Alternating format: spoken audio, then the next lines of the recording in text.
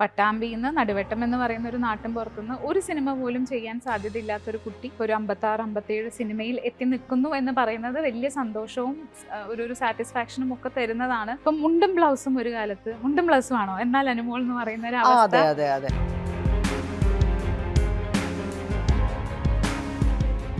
നടിയായില്ലായിരുന്നെങ്കിൽ എൻ്റെ ഒരു കുടുംബത്തിൻ്റെ ഒരു അവസ്ഥ വെച്ചിട്ട് എന്നെ കെട്ടിച്ച് വിട്ടിട്ട് ഞാൻ ഏതെങ്കിലും അബ്കാരി കോൺട്രാക്ടറുടെ ഭാര്യയായിട്ട് ഇരിക്കുന്നുണ്ടാവുമായിരിക്കും.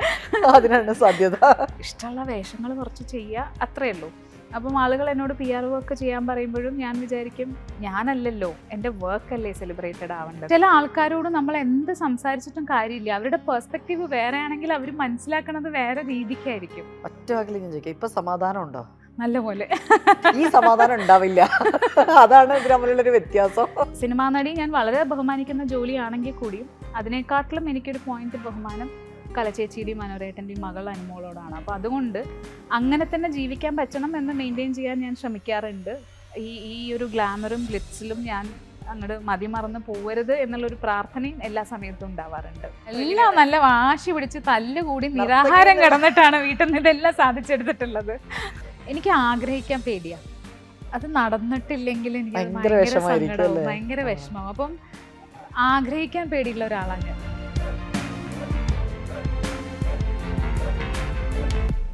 നമസ്കാരം, അനുമോളാണെന്ന് നമ്മളോടൊപ്പം ഉള്ളത്. മറ്റ് പരിചയപ്പെടുത്തലുകളൊന്നുമില്ല. ഏകദേശം 16 വർഷം സിനിമയിൽ വന്നിട്ട്, മലയാള സിനിമയിലെ ഭാഗമായിട്ട്. പക്ഷേ തുടക്കം എന്ന് പറയുന്നത് തമിഴിലൂടെയാണ്. ഇപ്പോൾ വീണ്ടും തമിഴിലൂടെ വിസ്മയിപ്പിച്ചിരിക്കുകയാണ് ഹാർട്ട് ബീറ്റ്സിലൂടെ. തുടക്കം തന്നെ തമിഴിലാണ്, പക്ഷെ ഇപ്പോൾ രണ്ടാമതും തമിഴിലേക്കുള്ള ഒരു റീഎൻട്രി എന്നൊക്കെ റീഎൻട്രി ഒന്നല്ല, ഇടക്കാലത്തൊക്കെ ഉണ്ട്. പക്ഷെ എങ്ങനെയാണ് ഈ ഒരു ഹാർട്ട് ബീറ്റ്സിൻ്റെ ഈ സെക്കൻഡ് സീസണെ കാണുന്നത്? സീസൺ 2 ഇപ്പം ലോഞ്ചായി ഗംഭീരമായിട്ട് പോവുകയാണ്. എനിക്ക് തോന്നുന്നു നമ്മൾ ഓരോ പടം കഴിയുമ്പോഴും നമ്മൾ വളരുന്നത് പോലെ തന്നെ ഓഡിയൻസിൻ്റെ ഒരു സപ്പോർട്ടും വളരുന്നുണ്ടോ എന്ന് എനിക്കൊരു സംശയം. എന്ന് വെച്ചാൽ ഇതിനു മുമ്പ് അയലി എന്ന് പറഞ്ഞിട്ടൊരു സീരീസ് ചെയ്തിരുന്നു. അയലി ചെയ്യുന്ന സമയത്താണ് എനിക്ക് ഭയങ്കര റെസ്പോൺസ് കിട്ടിയപ്പോൾ ഞാൻ പറഞ്ഞു എൻ്റെ കരിയറിലെ ബെസ്റ്റ് റെസ്പോൺസ് അതാണെന്നാണ് ഞാൻ പറഞ്ഞിരുന്നത്. ഹാർട്ട് ബീറ്റിൻ്റെ റെസ്പോൺസ് കണ്ടപ്പം അതിനെയും ബ്രേക്ക് ചെയ്ത് ഇനിയും എനിക്ക് തോന്നുന്നു എൻ്റെ മുഖത്തുള്ള ഈ ഒരു സന്തോഷവും ഈ പ്ലസൻറ്റ് മുഖവും കാണുമ്പോൾ തന്നെ മനസ്സിലാവുമായിരിക്കും അത്ര ഒരു ഓഡിയൻസ് ലവാണ് ഹാർട്ട് ബീറ്റ് 2 കിട്ടുന്നത്. പിന്നെ അതിൻ്റെ ഒരു റൈറ്റിങ്ങിൻ്റെ സ്ട്രെങ്ത് ആണ് കേട്ടോ. അതിലുള്ള എല്ലാ ക്യാരക്ടേഴ്സും നമുക്ക് എല്ലാവർക്കും ഇഷ്ടപ്പെടുന്ന രീതിയിലാണ് ദീപക് സുന്ദർരാജൻ അതിൻ്റെ റൈറ്റർ ചെയ്തിട്ടുള്ളത്. പഴയ സുന്ദർരാജൻ സാറുണ്ട്, വൈദേഹി കാത്തിരുന്നാളൊക്കെ അവരുടെ മകനാണ് ദീപക്. അപ്പം എനിക്ക് തോന്നുന്നു അവരുടെ ജീനിൽ തന്നെ ഉള്ളതാണെന്ന് തോന്നുന്നു ഈ ഒരു ടാലൻറ്റ്. അപ്പം വളരെ ഗംഭീര റൈറ്റിങ്ങും എല്ലാവർക്കും ഇഷ്ടമാവുന്ന, എല്ലാവരെയും ഇൻസ്പയർ ചെയ്യുന്ന എല്ലാവരെയും മോട്ടിവേറ്റ് ചെയ്യുന്ന ഒരു ക്യാരക്ടറാണ് ഞാൻ ചെയ്യുന്ന ഡോക്ടർ രതി. അപ്പോൾ അത് വലിയ സന്തോഷം. ആൾക്കാരുടെ സ്നേഹം കാണുമ്പോൾ അത് അതിനൊക്കെ സന്തോഷം. ഡോക്ടർ രതിയെ കുറിച്ചിട്ട് ഒരുപാട് ഇപ്പം സ്ത്രീകൾ, ജോലി ചെയ്യുന്ന സ്ത്രീകൾ, കാരണം കുടുംബവും ജോലിയും ഒരുമിച്ച് കൊണ്ടുപോകുന്ന സ്ത്രീകൾ ചർച്ച ചെയ്ത് കേട്ടിട്ടുണ്ട്. കാരണം എല്ലാ ആളുകളിലും, എല്ലാ സ്ത്രീകളിലും ഒരുപക്ഷെ ഒരു ബോസി ക്യാരക്ടർ ഉണ്ടാവണം, അവരത് ആഗ്രഹിക്കുന്നുണ്ടാവും. പക്ഷെ പലർക്കും അത് അത്രത്തോളം സക്സസ് ആയിക്കോളണമെന്നില്ല. പക്ഷെ അങ്ങനെയുള്ള ആളുകളാണോ ഈ സത്യത്തിൽ രതിയുടെ ഒരു പീക്ക് ഓഡിയൻസ് എന്ന് പറയുന്നത്? അങ്ങനെയാണ് അതിന് തോന്നുന്നത്. എവിടെയോ ഞാനിപ്പോൾ റിയലൈസ് ചെയ്യുന്നത്, നമുക്ക് ജീവിതത്തിൽ ആവാൻ പറ്റാതെ നമ്മൾക്ക് ആഗ്രഹമുള്ള സ്ത്രീകളെ കാണുമ്പോൾ നമുക്കൊരു ഇഷ്ടവും ആരാധനയും തോന്നില്ലേ? അപ്പം അതാന്ന് തോന്നുന്നു ഈ രതിയോട് ആളുകൾക്ക് തോന്നണം. എന്താ വെച്ചാൽ ഒരു ഹോസ്പിറ്റലിൽ ഒരു ചീഫ് ഡോക്ടറാണ്. ഹോസ്പിറ്റൽ മുഴുവൻ റൺ ചെയ്യുന്നത് ഇവരുടെ ഒരു പവറിലാണ്. അപ്പം എല്ലാവരും ഇവരെയാണ് റെസ്പെക്റ്റ് ചെയ്യുന്നത്. ഈവൻ CEO ആയാലും ഓണർ ആയാലും എല്ലാവരും. അപ്പം അങ്ങനെ ഒരു പവർഫുൾ സ്ത്രീയാണ്. റൈറ്റ് ഡിസിഷൻസുമാണ് അവരെടുക്കുന്ന, എല്ലാം റോങ് ആയിട്ടില്ല ഒന്നും. അപ്പം അതുകൊണ്ട് ആ ഒരു റെസ്പെക്റ്റ് കിട്ടുന്ന, എല്ലാവരാലും റെസ്പെക്റ്റ് കിട്ടുന്ന ഒരു സ്ത്രീ, വളരെ ബ്യൂട്ടിഫുള്ളി എല്ലാ കാര്യങ്ങളും സോൾവ് ചെയ്യുന്ന ഒരു സ്ത്രീ, വളരെ ഇൻഡിപെൻഡൻ്റ് ആയിട്ടുള്ള ഒരു സ്ത്രീ, തന്നെ ജോലിക്ക് വണ്ടി ഓടിച്ച് തന്നെ വരുന്നു പോകുന്നു, എല്ലാ കാര്യങ്ങളും വളരെ ബ്രില്യൻ്റ് ആയിട്ട് സോൾവ് ചെയ്യുന്നു. അപ്പം എനിക്ക് തോന്നുന്നു എല്ലാവരുടെയും ഒരു ആഗ്രഹമായിരിക്കില്ലേ അങ്ങനെ ജീവിക്കുക എന്നൊക്കെ ഉള്ളത്. മലയാളികളെ സംബന്ധിച്ചിടത്തോളം കഴിഞ്ഞ 16 വർഷമായിട്ട് ഞങ്ങൾ അനുമോളെ കാണുന്നുണ്ട്.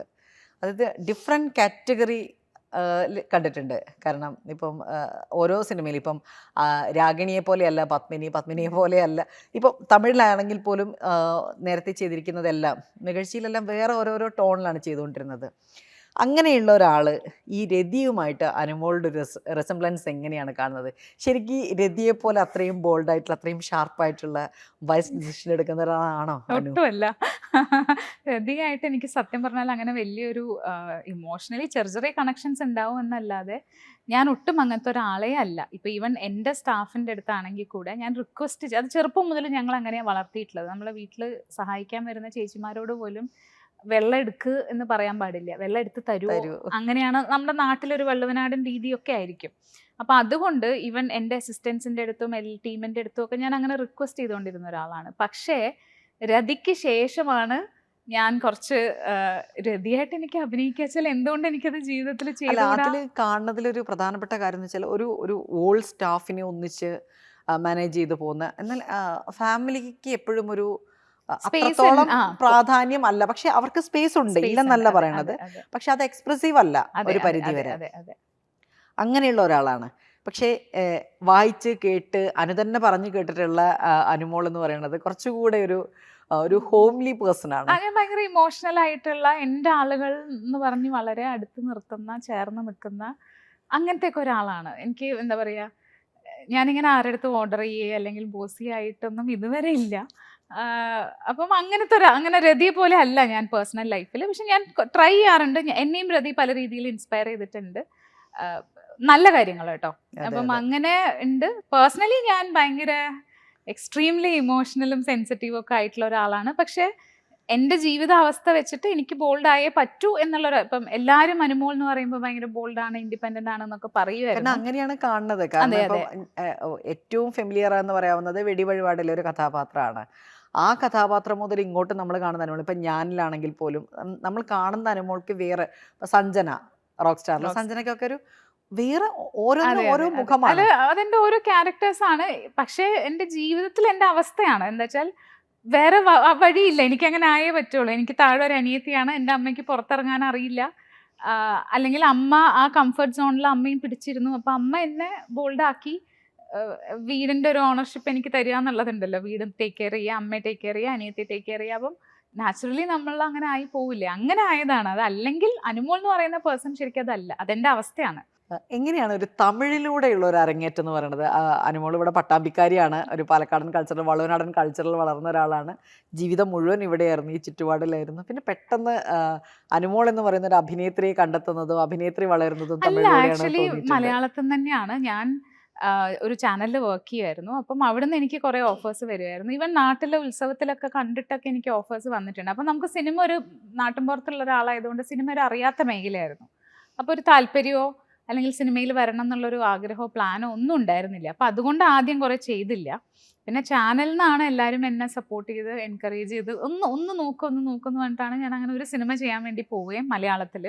അതിൻ്റെ പൂജയിൽ ഞാനൊരു PR പരിചയപ്പെട്ടിട്ടുണ്ടായിരുന്നു, അജയൻ എന്ന് പറഞ്ഞിട്ട്, അജയ് കുമാർ. അങ്ങനെ അദ്ദേഹം വഴിയാണ് തമിഴ് സിനിമ ഞാൻ കമ്മിറ്റ് ചെയ്യുന്നത്. പക്ഷേ ഞാൻ ആദ്യം കമ്മിറ്റ് ചെയ്ത മലയാള സിനിമയിൽ ഞാൻ അഭിനയിക്കാണ്ട് തിരിച്ചു വരികയും പിന്നെ ആ പൂജയെന്ന് പരിചയപ്പെട്ട ആൾ ത്രൂ കമ്മിറ്റ് ചെയ്ത തമിഴ് പടം തമിഴിലേക്ക് ആദ്യമാവുകയും പോവുകയും ചെയ്തു. ചെയ്തതാണ്. അങ്ങനെയാണ് സംഭവിച്ചത്. അത് ഇളയരാജ സാറുടെ ഒരു മ്യൂസിക്കൽ ഫിലിം ആയിരുന്നു. അങ്ങനെ ഈ തമിഴ് പക്ഷേ എനിക്ക് തോന്നുന്നു ഒരു വ്യത്യസ്തമായിട്ടുള്ള ഒരുപാട് അവസരങ്ങൾ അതിന് തന്നതും തമിഴ് തന്നെയാണ്. ആ, അപ്പം മലയാളത്തിൽ ചെയ്തിട്ടുണ്ട്, അതെ, മലയാളത്തിൽ വ്യത്യസ്തമായിട്ട് തന്നെയാണ് ചെയ്തതെല്ലാം. എല്ലാ ക്യാരക്ടേഴ്സും യുണീക്ക് ആണ് എന്ന് പറയാൻ പറ്റുന്ന ഒരു ഭാഗ്യം കിട്ടിയിട്ടുണ്ട്. അതെ, പക്ഷേ അതെ. എൻ്റെ ഒരു അല്ല, പ്രേക്ഷക അത് എന്നുള്ള നമ്മൾ നിലയ്ക്ക് ഇവിടെ, ഇതിപ്പോ നമ്മുടെ നാടാണല്ലോ. ഇവിടെ നമ്മുടെ നാടും നമ്മുടെ ആളുകളും ആവുമ്പം നമ്മൾ എക്സ്പെരിമെന്റ് ചെയ്യും. നമ്മൾ നമ്മുടെ ഫുൾ ടീമുണ്ട്, നമുക്ക് വെറുതെ പോയി 2 ദിവസം ചില്ല് ചെയ്ത് വരാം എന്നുള്ളൊരു തോട്ടിലൊക്കെ നമ്മൾ ഇവിടെ നിൽക്കും. തമിഴിലേക്ക് പോകുന്ന സമയത്ത് കുറച്ചും കൂടെ നമുക്ക് ഇഷ്ടപ്പെടുന്ന ക്യാരക്ടേഴ്സും നമ്മൾക്ക് ഇമ്പോർട്ടൻസും റിലവൻസും ഉള്ളത്, ഒരു സ്പേസ് ഉള്ളത്, അങ്ങനെയൊക്കെ നോക്കി ചെയ്യുന്നതിൻ്റെയും കൂടെ ആയിരിക്കും. പിന്നെ അറിയില്ല, ജനറലി എനിക്ക് തോന്നുന്നു തമിഴിൽ നിന്ന് കുറച്ചും കൂടെ എനിക്ക് ഡെപ്ത് കൾച്ചറൽ ഉള്ള വ്യത്യാസം ഉണ്ടല്ലോ അല്ലേ? ഈ കൾച്ചറൽ വ്യത്യാസങ്ങൾ എന്ന് പറഞ്ഞാൽ അവിടെ ഭയങ്കര റെസ്പെക്റ്റ് ആണ്, ഭയങ്കര വാല്യൂം റെസ്പെക്റ്റും നമുക്ക് കിട്ടും.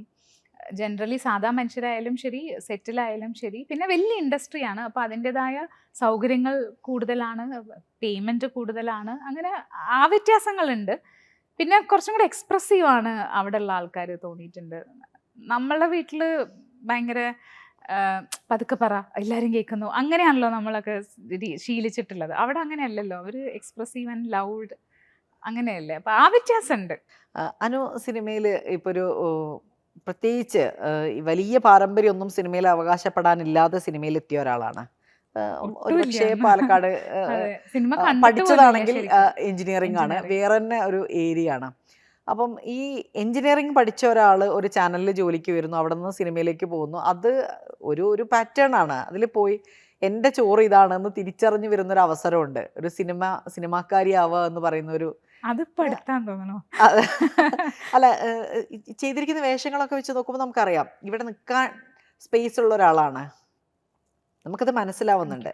പക്ഷേ ആ രീതിയിൽ കൂടുതൽ, അല്ലെങ്കിൽ അത് ആ അർഹിക്കുന്ന തരത്തിലേക്ക് തന്നെ ഡിഫറെൻ്റ് ആയിട്ടുള്ള ക്യാരക്ടേഴ്സ് കിട്ടിയിട്ടുണ്ടോ, അതിനുള്ള അവസരങ്ങൾ മലയാളത്തിൽ ഉണ്ടായിട്ടുണ്ട് എന്ന് പറയാൻ പറ്റുമോ എന്ന് എനിക്ക് സംശയമാണ്. അനുവിന് അങ്ങനെ തോന്നിയിട്ടുണ്ടോ? എല്ലാവരും എൻ്റെ അടുത്ത് ഇങ്ങനെ പറയാറുമുണ്ട്. ഇപ്പൊ നമ്മുടെ ഉള്ളിൽ ഒരു കോൺഫ്ലിക്റ്റ് ഉണ്ടാവുമല്ലോ. അപ്പൊ പല സമയത്തും ഞാനും തിരിച്ചും മറിച്ചും ഒക്കെ ആലോചിച്ചിട്ടുണ്ട്. ഒരു സൈഡിൽ ഞാൻ ആലോചിക്കുന്നത്, പട്ടാമ്പിയിൽ നിന്ന് നടുവട്ടം എന്ന് പറയുന്ന ഒരു നാട്ടിൻ പുറത്തുനിന്ന് ഒരു സിനിമ പോലും ചെയ്യാൻ സാധ്യതയില്ലാത്തൊരു കുട്ടി ഇപ്പോൾ ഒരു 56, 57 സിനിമയിൽ എത്തി നിൽക്കുന്നു എന്ന് പറയുന്നത് വലിയ സന്തോഷവും ഒരു സാറ്റിസ്ഫാക്ഷനും ഒക്കെ തരുന്നതാണ്. അല്ലെങ്കിൽ ഒരു കണ്ടാൽ ആളുകൾ തിരിച്ചറിയുന്ന ഒരു അവസ്ഥയിലേക്ക് എത്തുന്നു എന്ന് പറയുന്ന ഒരു വലിയ സന്തോഷം ഒരു വശത്തുണ്ടെങ്കിലും, എല്ലാവരും ഇങ്ങനെ പറയുമ്പോൾ ഞാനും ആലോചിക്കും, അത് എൻ്റെയും മിസ്റ്റേക്കുകൾ ഉണ്ടെന്നാണ് എനിക്ക് തോന്നുന്നത്. എന്താ വെച്ചാൽ ആദ്യത്തെ ഒരു 10-11 കൊല്ലം സത്യം പറഞ്ഞാൽ ആ ഒരു കോവിഡ് പീരീഡ് വരെ ഞാൻ അത്ര സീരിയസ് ആയിട്ട് കരിയറിനെ കണ്ടിട്ടില്ല. ഇത് എൻ്റെ ഒരു ജോലിയായിരിക്കും, എനിക്ക് അഭിനയിക്കാൻ പറ്റുന്നോ, അങ്ങനെ ഒരു ധൈര്യമോ കോൺഫിഡൻസോ അങ്ങനെ ഒരു ചിന്തയൊന്നും ഉണ്ടായിരുന്നില്ല. പിന്നെ എന്നോട് ആളുകൾ എപ്പോഴും ഉപദേശിക്കുമായിരുന്നു മാർക്കറ്റ് വാല്യൂ ഉണ്ടാക്കണം എന്നുള്ളത്. അപ്പം അതെനിക്ക് ഒരു കാലത്തും മനസ്സിലായിട്ടില്ല അതെന്താണ്, എങ്ങനെയാണ് ചെയ്യേണ്ടത് എന്നൊക്കെ, ഒരു ഇമേജ് ബിൽഡിങ്. അപ്പം ഞാൻ അങ്ങനെ ബോധേഡ് ആയിരുന്നില്ല. എൻ്റെ ഒരു ഇനീഷ്യൽ തോട്ട് എന്ന് പറയുന്നത് ഇഷ്ടമുള്ള വേഷങ്ങൾ കുറച്ച് ചെയ്യുക, അത്രയേ ഉള്ളൂ. അപ്പം ആളുകൾ എന്നോട് PR വർക്ക് ചെയ്യാൻ പറയുമ്പോഴും ഞാൻ വിചാരിക്കും, ഞാനല്ലല്ലോ, എൻ്റെ വർക്കല്ലേ സെലിബ്രേറ്റഡ് ആവേണ്ടത്, അനുമോളല്ലല്ലോ എന്നാണ് എൻ്റെ ഒരു ധാരണ ഉണ്ടായിരുന്നത്. അപ്പം അങ്ങനെ ഒരു അതിന് വേണ്ടിയിട്ടുള്ള കുറേ ശ്രമങ്ങൾ നടത്തിയില്ല, അങ്ങനെ ഒരു വാല്യൂ ക്രിയേറ്റ് ചെയ്തില്ല, അതാണെന്നാണ് ഞാൻ മനസ്സിലാക്കുന്നത്. ഇപ്പം ഞാൻ തിരിച്ചറിയുന്നുണ്ട് അതിൻ്റെ ഒരു വ്യത്യാസം. ഇപ്പം തമിഴിലൊക്കെ പോയി അവിടെ നമ്മുടെ തന്നെ പ്രോജക്റ്റിൻ്റെ PROകൾ വർക്ക് ചെയ്യുന്നത് കാണുമ്പോഴാണ് ആ ഡിഫറൻസ് എനിക്കിപ്പോൾ മനസ്സിലാവുന്നുണ്ട്. കുറച്ചൊക്കെ ഉണ്ടെന്നാണ് ഞാൻ വിചാരിക്കണേ, മനസ്സിലാവണമെന്ന്. അല്ല, ഇതിൽ ഇപ്പം അനുവാണെങ്കിൽ നല്ല, ഞാൻ നേരത്തെ പറഞ്ഞു എഞ്ചിനീയർ ആണെന്ന് പറഞ്ഞു, നർത്തകിയാണ്, അതിനോടൊപ്പം തന്നെ ഇതൊക്കെ അനുവിനെ കുറിച്ച് പറയുമ്പോൾ എല്ലാവരും പറയുന്ന ഒരു കാര്യമുണ്ട്. അനുമോൾ എന്ന് പറയുമ്പം ആദ്യം തന്നെ പറയണ അവര് ഡ്രൈവിംഗ് ഭയങ്കര പാഷനാണ് എന്ന് കേട്ടിട്ടുണ്ട്. എനിക്ക് തോന്നുന്നു സഞ്ജന അതിന്റെ ഒരു ക്യാരക്ടർ കുറച്ചും കൂടെ അടുത്ത് നിൽക്കുന്നതാണ് തോന്നുന്നു. ഡ്രൈവിംഗ് ഒക്കെ നേരത്തെ പഠിച്ചതാണോ? സ്കൂളിൽ പഠിക്കും. അത് ഇതൊക്കെ എൻ്റെ അവസ്ഥയാണ്. എൻ്റെ വീട്ടില് സ്ത്രീകൾ മാത്രമുള്ള വീടായിരുന്നത് കൊണ്ട് ആണുങ്ങൾ ഡ്രൈവേഴ്സ് വരുമ്പം ഫാമിലിയിൽ ഉണ്ടാകുന്ന ഒരു മുറുമുറുപ്പൊക്കെ ഉണ്ടാവുമല്ലോ. അപ്പം അതിൻ്റെ ഭാഗം, അമ്മയാണെങ്കിൽ വളരെ ചെറുപ്പമായിരുന്നു, അച്ഛൻ മരിക്കുമ്പോൾ 29-30 വയസ്സേ ഉള്ളൂ. അപ്പം അത് കാരണം ഉള്ള ഒരു പ്രശ്നം കാരണം അമ്മയാണ് എന്നെ വളരെ ചെറുപ്പത്തിൽ പുറത്തു പോകാൻ വേണ്ടിയിട്ട് വണ്ടി ഓടിക്കാൻ, സ്കൂളിൽ പഠിക്കുമ്പോൾ 8ാം ക്ലാസ്സിൽ ഞാൻ വണ്ടി എടുത്ത് പുറത്തു പോകാൻ തുടങ്ങിയിട്ടുണ്ട്. അത് ഇല്ലീഗലാണ്, ഇല്ലീഗലാണ്. അത് അന്നത്തെ ഒരു അവസ്ഥയും അബദ്ധവും പൊട്ടത്തരവുമാണ്. അപ്പം അതുകൊണ്ട് ആ സമയത്തൊക്കെ ഞാൻ വണ്ടി ഓടിക്കുകയും തിരിച്ചിടുകയൊക്കെ ചെയ്യാൻ തുടങ്ങിയിട്ടുണ്ട്. തിരിച്ചിടുക ഇൻ ദ സെൻസ് റിവേഴ്സ് ചെയ്ത് അങ്ങനെയൊക്കെ ചെയ്ത് തുടങ്ങിയിട്ടുണ്ടായിരുന്നു. അപ്പം അതെങ്ങനെ പാഷൻ, എനിക്കിഷ്ടമാണ്, വണ്ടി ഓടിക്കാൻ ഇഷ്ടമാണ്, ട്രാവൽ ചെയ്യാൻ, അങ്ങനെ ഒറ്റയ്ക്ക് വണ്ടി ഓടിച്ച് ഇങ്ങനെ പോണ വഴി നല്ലൊരു സ്ഥലം കണ്ടാൽ അവിടെ ഇറങ്ങി കുറച്ച് നേരം ഇരിക്കുക, കുറച്ച് ഫോട്ടോ എടുക്കുക, അവിടെ ഉള്ളവരോടൊക്കെ വർത്താനം പറയുക, എൻ്റെ നാട് ഇങ്ങനെയാണ് അങ്ങനെയാണ് പറയുക, അവിടുത്തെ കഥകൾ കേൾക്കുക, ഇതൊക്കെ ഇഷ്ടമാണ് എനിക്ക്. കഥകൾ കേൾക്കാനും പറയാനും ഇഷ്ടമാണ്. അപ്പം അങ്ങനെ യാത്രയുടെ ഭാഗമായി ഡ്രൈവ് ചെയ്ത് പോകുന്നു. അങ്ങനെ ഇഷ്ടം, എന്തോ ഒരു ഇഷ്ടമുണ്ട്, അത് അറിയില്ല, അത് അങ്ങനെ കൂടെ ഉണ്ട് എപ്പോഴും. ഞാൻ എല്ലായിടത്തേക്കും തന്നെ ഡ്രൈവ് ചെയ്താണ് പോകുന്നത്. എവിടെയോ എനിക്കതൊരു റിലാക്സിങ് ആണ്. എൻ്റെ ഞാൻ ഡ്രൈവിംഗ് സീറ്റും ആ സ്പേസുമാണ് എൻ്റെ ഒരു കംഫർട്ട്, സേഫ് സോൺ എന്ന് എനിക്ക് എപ്പോഴും അങ്ങനെയാണ്. വളരെ ചെറുപ്പത്തില് അച്ഛനെ നഷ്ടമായിട്ടുണ്ടെന്ന് അനു പറഞ്ഞ് ഞാൻ പല ഇന്റർവ്യൂവിലും കേട്ടിട്ടുണ്ട്, വായിച്ചിട്ടുണ്ട്. പക്ഷെ അത് ഒരു പക്ഷെ നമ്മുടെ ക്യാരക്ടറിനെ ബിൽഡ് ചെയ്യുന്നതിന് ഒരു വലിയ ഘടകമായി മാറിയിട്ടുണ്ടായിരിക്കും ചിലപ്പം. ഇപ്പൊ നേരത്തെ അനു പറയുമ്പോൾ പോലും ഞാനത് ശ്രദ്ധിക്കുന്നുണ്ട്. കാരണം അമ്മയും അനിയത്തിയും പ്രൊട്ടക്ട് ചെയ്യുക എന്നുള്ളത് സ്വമേധയാ എടുത്തിരിക്കുന്ന ഒരു ഉത്തരവാദിത്തം പോലെയാണ്. കടമയായിരിക്കാം, ഉത്തരവാദിത്തമാണ്. അത് എടുത്തതാണോ എനിക്ക് ഇൻജെക്ട് ചെയ്ത് തന്നതാണോ എന്ന് എനിക്ക് ഇപ്പോഴും അറിയില്ല. അതാണ് ഞാൻ ചോദിക്കാൻ വന്നത്. അത് നമ്മൾ സ്വമേധയ അങ്ങനെ ആയതാണോ എന്നുള്ളതാണ്. ചിലപ്പോ ആയിരിക്കാം അല്ലെ, നേച്ചർ ഉണ്ടാവുമല്ലോ, ഒരു ബേസിക് നേച്ചർ ചിലപ്പോൾ ടേക്ക് കെയർ ചെയ്യാന്നുള്ളത് ഉണ്ടാവുമായിരിക്കും എൻ്റെ ഉള്ളില്. പിന്നെ മേ ബി അമ്മ അങ്ങനെ എന്നെ മോൾഡ് ചെയ്ത്, അമ്മ എന്നെ ക്രിയേറ്റ് ചെയ്ത് മോൾഡ് ചെയ്ത ഒരാളാണ് ഞാൻ എന്നാണ് വിശ്വസിക്കുന്നത്. അപ്പം ആ പ്രായത്തിലൊന്നും നമുക്കൊന്നും അറിയില്ലല്ലോ. 7ാം ക്ലാസ് 8ാം ക്ലാസ്സിലൊക്കെ അങ്ങനെ നമുക്കൊരു സ്വയം തീരുമാനം ഇന്നത്തെ ആ ജനറേഷനെ പോലെ അല്ലല്ലോ നമ്മുടെ അല്ല, ജനറേഷൻ. നമ്മളൊക്കെ ഭയങ്കര കുറച്ചുകൂടെ ഇന്നസെന്റ് ആയിരുന്നില്ലേ. ഇപ്പോഴത്തെ കുട്ടികൾ കുറച്ചും കൂടെ എല്ലാം അറിയാം, അവര് അറിയാവുന്ന. ഗൂഗിളൊക്കെ ചെയ്ത് എല്ലാം അറിഞ്ഞ് കണ്ടുപിടിക്കുന്ന കുട്ടികളാണ്. അന്ന് ഇതൊന്നും അതെ. അല്ലല്ലോ നമുക്ക്. അപ്പം അമ്മ ഇഞ്ചക്ട് ചെയ്ത് തന്നത് തന്നെ ആയിരിക്കണം ഞാൻ ഈ അത് ഒരു അതിൽ തന്നെയാണ് ചോദിക്കാനിരുന്നത്. ഞാൻ ഈയിടെ ഒരു മാധ്യമം സംഘടിപ്പിച്ച ഒരു പരിപാടിയിൽ അനു സംസാരിക്കുന്നത് ഞാൻ കുറച്ച് അത്ഭുതത്തോടെയും അതിലെ ഉപരി കൗതുകത്തോടെയും ഒക്കെയാണ് ഞാനത് കേട്ടുകൊണ്ടിരുന്നത്. അതിൽ പാരന്റിങ് ആണ് അതിലെ ടോപ്പിക്. സത്യത്തിൽ ടോപ്പിക് പാരന്റിങ് അല്ല, ടോപ്പിക് എന്ന് പറയുന്നത് സത്യം പറഞ്ഞു കഴിഞ്ഞിട്ടുണ്ടെങ്കിൽ റിലേഷൻഷിപ്പാണ്. അത് എങ്ങനെ മെയിൻറ്റെയിൻ ചെയ്യണം, എങ്ങനെ കൊണ്ടുപോകണം എന്ന്. കാരണം ഒരു നടി എന്നതിനേക്കാൾ ഉപരി പലപ്പോഴും ഞാൻ അനുമോളെ ശ്രദ്ധിച്ചിട്ടുള്ളത് അനുമോളുടെ നിലപാടുകളിലൂടെയാണ്, എഴുത്തുകളിലൂടെയാണ്, ചില വിഷയങ്ങളിൽ എടുക്കുന്ന സ്റ്റാൻഡുണ്ട്. അത്തരത്തിലുള്ള ഒരു ടോക്കായിരുന്നു അത്. അതുകൊണ്ട് എനിക്ക് അതിനെക്കുറിച്ച് പരാമർശിക്കാതെ ഇത് മുന്നോട്ട് കൊണ്ടുപോകാൻ പറ്റില്ല. റിലേഷൻഷിപ്പ് എന്ന് പറയുന്ന ഒരു കാര്യത്തിനെ നമ്മൾ എങ്ങനെയാണ് അത് നമ്മളെ കൊണ്ടുപോകേണ്ടത് എന്നൊരു ഘടകമുണ്ട്. അതിനെക്കുറിച്ച് വളരെ കൃത്യമായിട്ടുള്ളൊരു സ്റ്റാൻഡുള്ള ആളാണ്. അതിനിപ്പോഴും ആ രീതിയിൽ തന്നെയാണോ കാര്യങ്ങളെ, ആ പെർസ്പെക്റ്റീവിലാണോ കാണുന്നത്? അല്ല, ഒന്ന് എന്താ വെച്ചാല് നമ്മൾ ഓരോ ദിവസം ഗ്രോ ചെയ്തുകൊണ്ടിരിക്കുന്നുണ്ട്, നമ്മൾ ഇവോൾവ് ആയി വന്നുകൊണ്ടിരിക്കുന്നുണ്ട്. റിലേഷൻഷിപ്പിന്റെ കാര്യമായാലും നമ്മൾ ഒറ്റയ്ക്ക് ഡിസൈഡ് ചെയ്യാൻ പറ്റുന്നതല്ല എന്നാണ് എനിക്ക് തോന്നിയിട്ടുള്ളത്. എപ്പോഴും ഒരാളും കൂടെ വേണമല്ലോ ഒരു റിലേഷൻഷിപ്പ് ആകുമ്പോൾ. അപ്പോൾ അത് മ്യൂച്വലി പ്രോഗ്രസീവായിട്ട് പോസിറ്റീവായിട്ട് കൊണ്ടുപോകാൻ പറ്റുക, അതാണ് നല്ല റിലേഷൻഷിപ്പ് എന്നാണ് ഞാൻ മനസ്സിലാക്കുന്നത്. പിന്നെ എൻ്റെ പേഴ്സണൽ സൈഡിൽ നിന്ന് നോക്കിയാൽ ബാക്കി റിലേഷൻഷിപ്പ്, മേ ബി ഫ്രണ്ട്ഷിപ്പും സിസ്റ്റർഹുഡും അമ്മ എല്ലാം നന്നായി പോയിട്ടുണ്ട്.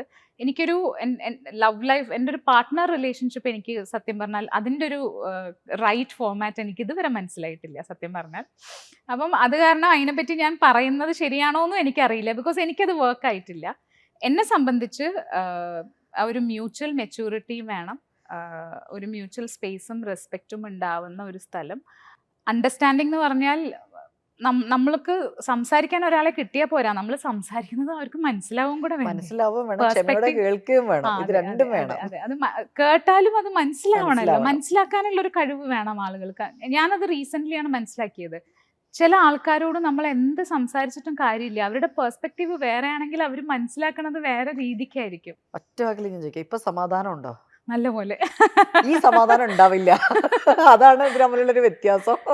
അതെ, ഞാനും അങ്ങനെയാണ് മനസ്സിലാക്കിയിട്ടുള്ളത്. പക്ഷെ ഞാൻ സമാധാനപരമായിട്ട് ബ്യൂട്ടിഫുൾ ആയിട്ടുള്ള റിലേഷൻഷിപ്പ് കണ്ടിട്ടുണ്ട്, ഒരുപാട് നല്ല രീതിയിൽ ഹാൻഡിൽ ചെയ്യുന്നതും ഞാൻ കണ്ടിട്ടുണ്ട്. അപ്പം അത് എന്തോ ഒരു ടൈമിങ്ങും എല്ലാം കൂടെ സെറ്റായി വരുമ്പോഴാണെന്ന് തോന്നുന്നു അത് വരിക. പക്ഷെ ഇതാ ഞാൻ പറഞ്ഞ ഒരു മ്യൂച്വൽ റെസ്പെക്റ്റും സമാധാനവും ആരോഗ്യവും സന്തോഷകരമായി കൊണ്ടുപോകാൻ രണ്ടുപേരുടെ ഇടയിൽ പറ്റുന്നുണ്ട്. മ്യൂച്വലി രണ്ടുപേർക്കും അങ്ങോട്ടും ഇങ്ങോട്ടും സഹിക്കാൻ പറ്റും, സ്പേസ് കൊടുക്കാൻ പറ്റും, റെസ്പെക്ട് ചെയ്യാൻ പറ്റും എന്നുണ്ടെങ്കിൽ അതൊരു നല്ല റിലേഷൻഷിപ്പ് ആവുമെന്നാണ് ഞാൻ മനസ്സിലാക്കുന്നത്. ഈ വിരുദ്ധ ചേരി എന്നൊക്കെ പറയാറുണ്ട് മലയാളത്തിൽ. നമ്മൾ കോൺട്രഡിക്ടറി ആയിട്ടുള്ള കാര്യങ്ങളെ ചേർത്ത് വെക്കാന്ന് പറയുമല്ലോ, അതുപോലെയാണ് ഇപ്പൊ അനു പറഞ്ഞത്. മനസ്സമാധാനവും സന്തോഷവും സമാധാനവും ഒക്കെ കൂടെ ഒരു റിലേഷൻഷിപ്പിന്റെ കൂടെ ഒന്നിച്ചു കൊണ്ടാൻ പറ്റുമെന്ന് എനിക്ക് തോന്നണില്ല. നമ്മുടെ ധാരണയുടെ പ്രശ്നമായിരിക്കാം. നമ്മളെപ്പോഴും അങ്ങനെയാണല്ലോ, നമുക്ക് അറിയാത്തതിനെ നമുക്ക് കിട്ടാത്തതിനെ നമ്മൾ കുറച്ചിപ്പം ഇപ്പൊ ഒരു മാനിഫെസ്റ്റേഷന്റെ ഒക്കെ ഒരു സമയമാണല്ലോ, അപ്പൊ നമ്മൾ കുറച്ച് പോസിറ്റീവ് ആയിട്ട് പറയുകയും ചെയ്ത് കഴിഞ്ഞാൽ ലൈഫ് പോസിറ്റീവ് ആവുമായിരിക്കും. പോസിറ്റീവ് ആവുമായിരിക്കും എന്നുള്ളത് അല്ലെ. അതാണ്, അതുകൊണ്ടാണ് നമ്മളെപ്പോഴും പറയാറുണ്ട്, ഇവിടെ നമ്മളെ സുഹൃത്തുക്കളൊക്കെ വന്ന് കല്യാണമൊക്കെ ക്ഷണിക്കുമ്പോൾ നമ്മൾ പറയുന്ന കാര്യമുണ്ട്, വല്ല മാർഗം ഉണ്ടെങ്കിൽ ഒന്നും കൂടെ ഒന്ന് ആലോചിച്ചോളൂ കേട്ടോ, കാരണം നാളെ പറയരുത്, നാളെ അന്ന് നിങ്ങൾക്ക് പറയായിരുന്നു എന്നത്. ഞാൻ നേരെ തിരിച്ചായിരുന്നു കേട്ടോ. എന്റെ ഫ്രണ്ട്സ് ഒക്കെ എന്നെ കല്യാണം ക്ഷണിക്കുമ്പോൾ ഞാൻ കരയും. എന്താ വെച്ചാല്, ഇനി എനിക്ക് അവരെ കിട്ടാണ്ടാവോ, ഇനി നിന്നെ ഫോൺ വിളിച്ചാൽ കിട്ടില്ലേ, ഇനി നിന്റെ ഭർത്താവിന്റെ സമയം കൂടെ നോക്കിയിട്ട് വേണോ എന്നെ വിളിക്കാൻ. പക്ഷെ ഭർത്താവിന്റെ അങ്ങനത്തേക്കുള്ള ഫ്രണ്ട്സിനെ മിസ്സാവോ എന്നൊക്കെ ആലോചിച്ചിട്ടൊക്കെ ഞാൻ കരയൊക്കെ ചെയ്യായിരുന്നു പണ്ട് ഫ്രണ്ട്സ് കല്യാണം ക്ഷണിക്കുമ്പോൾ. അങ്ങനത്തെ ഒരു കൺസെപ്റ്റും കൂടെ ഉണ്ടായിരുന്നല്ലോ കുറെ കാലം നമ്മുടെ മനസ്സിൽ. ഇപ്പം അനുവൊക്കെ പറഞ്ഞു കഴിഞ്ഞാൽ ഒരു മലബാറിന്റെ കൾച്ചറിനോട് ചേർന്ന് മധ്യ തിരുവിതാംകൂർ കഴിഞ്ഞ് ഉള്ള സ്ഥലത്താണ്. അപ്പൊ ആ ഒരു കൾച്ചറൊക്കെ ഞാൻ കേട്ടിട്ടുണ്ട്. 7ാം ക്ലാസ് മുതൽ പെണ്ണ് കാണാൻ വന്നതിനെ കുറിച്ചും അത്തരം കഥകളെ കുറിച്ചിട്ടൊക്കെ അനു തന്നെ പറഞ്ഞു കേട്ടിട്ടുണ്ട്. അതുകൊണ്ട് റിപ്പീറ്റ് ചെയ്യിക്കല്ല, അങ്ങനത്തെ ഒരു കൾച്ചർ നമ്മുടെ നാട്ടിൽ ഉണ്ടായിരുന്നു എന്നുള്ളത് വസ്തുതയാണ്. ഇതിനിടയിലും പഠിച്ചു, ബിരുദം എടുത്തു, അതിന്റെ കൂട്ടത്തിലെ നൃത്തം പഠിച്ചു. നല്ല വാശി പിടിച്ച് തല്ലുകൂടി നിരാഹാരം കിടന്നിട്ടാണ് വീട്ടിൽ നിന്ന് ഇതെല്ലാം സാധിച്ചെടുത്തിട്ടുള്ളത്. എന്താണ് ഇപ്പോഴത്തെ അവസ്ഥ എന്നുള്ള നിലയിൽ? എന്താ ഇപ്പോഴത്തെ അവസ്ഥ എന്ന് ചോദിക്കുമ്പോഴാണ് എന്തിനാണ് നിരാഹാരം കിടന്ന് പഠിച്ചതെന്ന് അറിയില്ല. ആ പണി ഞാൻ ചെയ്യുന്നേ ഇല്ല, ആ സൈഡിലേക്ക് ഞാൻ പോകുന്നേ ഇല്ല. ഡാൻസിന് വിടണം എന്ന് പറഞ്ഞ ഒരാഴ്ചയൊക്കെ ഞാൻ പട്ടിണി കിടന്നിട്ടൊക്കെയാണ് എന്നെ ഡാൻസിന് വിട്ടിട്ടുള്ളത്. ഇപ്പം ഞാൻ ഡാൻസും ചെയ്യുന്നില്ല, 5 വർഷമായി. ഹോപ്പ്ഫുള്ളി അടുത്ത് തന്നെ ഡാൻസ് റീസ്റ്റാർട്ട് ചെയ്യണം എന്ന് ഞാൻ ആഗ്രഹിക്കുന്നുണ്ട്. അത് എല്ലാ രീതിയിലും എനിക്ക് വളരെ സന്തോഷം തരുന്ന ഒരു കാര്യമാണ്. അപ്പോൾ അത് റീസ്റ്റാർട്ട് ചെയ്യും ഉടനെ തന്നെ. ഞാനിത് എല്ലായിടത്തും എപ്പോഴും പറയുന്നതാണ്, പക്ഷെ ഇപ്രാവശ്യം ഞാൻ ശരിക്കും സീരിയസ് Start ചെയ്യും. ആണ്.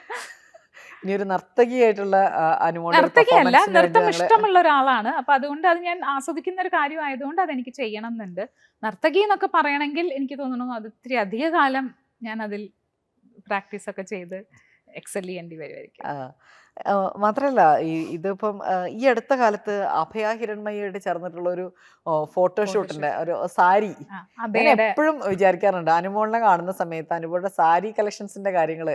കാരണം എപ്പോഴും അതിനെ കുറിച്ചിട്ട് വളരെ വൈഡായിട്ട്, കാരണം അനുയാത്ര ഫോളോ ചെയ്യുന്ന ഒരാളാണ് ഞാൻ. അപ്പം അതിലൊക്കെ ഉപയോഗിക്കുന്നുണ്ട്. പല സ്ഥലങ്ങളിൽ പോകുമ്പോൾ അവിടുത്തെ കൾച്ചർ ഉൾപ്പെടുന്ന സാരി. ഇപ്പൊ ഏറ്റവും എന്നെ അട്രാക്ട് ചെയ്തിട്ടുള്ളത് റീസെന്റ് ആയിട്ട് വന്നത് ബാലി. കൊൽക്കത്ത ആണ്. കൊൽക്കത്ത. ബാലി അതിനുശേഷമാണ് ഞാൻ ബാലി കണ്ടിട്ടുള്ളത്. കൊൽക്കത്തയിൽ കണ്ടത് ആ ഗോരുമാരയിലൊക്കെ പോയിട്ട് മരത്തിനെ ഞാനൊന്ന് കെട്ടിപ്പിടിച്ചോട്ടെ എന്ന് ചോദിച്ചിട്ടുള്ളതും അതിന്റെ പോസ്റ്റും ഒക്കെ അന്ന് വലിയ തോതിൽ ചർച്ച മരം ചെയ്തിട്ടുണ്ടായിരുന്നു. കെട്ടിപ്പിടിക്കുന്നതിൽ എനിക്ക് എന്തോ ഒരു സന്തോഷം കിട്ടുന്ന ഒരാളാണ് ഞാൻ. എനിക്ക് ആൾക്കാർ എന്നെ കളിയാക്കുമെന്ന് അറിയില്ല. എന്താ വെച്ചാല് നമ്മൾ നേരത്തെ പറഞ്ഞ പോയിന്റ് തന്നെയാണ്. ചെറുപ്പത്തിൽ ഒറ്റയ്ക്കാണല്ലോ. അച്ഛൻ മരിച്ചതിന് ശേഷം കുറച്ചു കാലം കുറച്ച് സൈലന്റ് ആയിരുന്നു. ഭയങ്കര ഒന്നും പ്രതികരിക്കാണ്ടി സംസാരിക്കാണ്ടി ഒരു ഇമോഷൻ ഇല്ലാണ്ട് ജീവിക്കുന്ന ഒരു അവസ്ഥ ഉണ്ടായിരുന്നു അമ്മയ്ക്ക്. പെട്ടെന്ന് വളരെ ചെറുപ്പവും 2 പെൺകുട്ടികളും എന്താ ചെയ്യേണ്ടതെന്ന് അറിയാത്തൊരവസ്ഥ ഉണ്ടാവുമല്ലോ. അനിയത്തിയാണെങ്കിൽ ചെറുതാണ്, വളരെ ചെറുതാണ്. അപ്പം അവൾക്കും എനിക്ക് കളിക്കാനോ കൂട്ടിനോ അങ്ങനെയുള്ളൊരു സ്പേസ്, സംസാരിച്ചിരിക്കാനുള്ളൊരു കൂട്ടൊന്നും ആയിട്ടില്ല. അപ്പം ഞാൻ പിന്നെ നാട്ടുമ്പുറമായതുകൊണ്ട് പറമ്പിലിറങ്ങുക, മറ്റേ തെങ്ങും കവുങ്ങും നനയ്ക്കുക എന്നൊക്കെയുള്ള പണിയൊക്കെ അമ്മമാര് നമുക്ക് തരും കുട്ടികളാകുമ്പോൾ. അപ്പം കുട്ടികളാകുമ്പോൾ മാത്രമേ ചെയ്യുള്ളൂ. ഇപ്പൊ നമ്മൾ അതൊന്നും ചെയ്യില്ല, മടിയാണ്. മാസത്തിൽ ഒരു 2 പ്രാവശ്യമൊക്കെ പോയി ചെയ്ത് 2 ഫോട്ടോ വീഡിയോ എടുത്തിട്ട് ഞാൻ പോരും. ബാക്കി അവർ തന്നെയാണ് ഇപ്പൊ ചെയ്യുക. അപ്പൊ അന്ന് ഇതൊക്കെ നനയ്ക്കുകയും ഇതൊക്കെ ചെയ്യണ സമയത്ത് എനിക്ക് വെള്ളത്തിൽ കളിക്കാനൊക്കെ ഇഷ്ടമാണ്. അപ്പൊ നമ്മൾ വെള്ളം തുറന്നു വിടുന്നു, ചാല് കെട്ടുന്നു, വെട്ടുന്നു, അടയ്ക്കുന്നു, ഇതൊക്കെ ചെയ്യുമല്ലോ. അപ്പൊ ഈ മരങ്ങളോടൊക്കെ ഞാൻ സംസാരിക്കുമായിരുന്നു ചെറുപ്പത്തില്.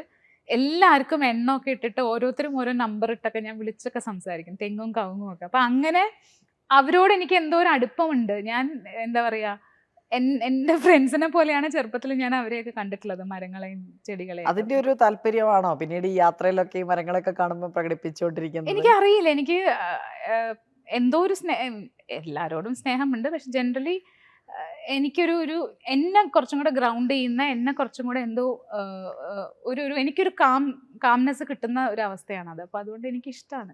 അനുവിന്റെ സിനിമയിലേക്ക് തിരിച്ചു വരികയാണെങ്കിൽ ഞാൻ മലയാളത്തിൽ പലപ്പോഴും എനിക്ക് തോന്നിയ കാര്യമാണ്, അത് തെറ്റാണെങ്കിൽ അനുവിന് തിരുത്താം, ടൈപ്പ് കാസ്റ്റ് ചെയ്ത് പോയിട്ടുണ്ട് എന്ന് എനിക്ക് തോന്നിയിട്ടുണ്ട്.